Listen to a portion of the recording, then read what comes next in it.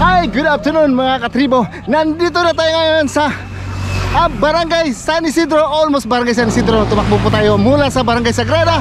At ang target nating ikutin ang Barangay San Isidro, Barangay San Francisco, at ang Barangay Salay. Salay, ano ba ito? San Jose Salay. At pupunta po tayo ng Barangay Santa Ostina. So far, napakainit. 2 p.m. Let's go! Ang isa nating na-enjoy ang napakagandang view ng Aso Volcano na kinunan natin sa iba't ibang lugar na ating dinaanan. Nakunan din natin ng video ang iba't ibang paaralan na ating dinaanan.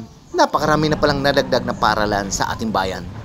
Napakasarap gunitain ang mga paaralan na ito na kung saan dito tayo nagsimula, nagkaroon ng kaalaman. Nakunan din natin ang video ang iba't ibang barangay chapel, mga parish churches ng iba't ibang Christian denomination sa ating dinaanan. Hindi lang mga simbahan at chapels ang ating nakunan along the way.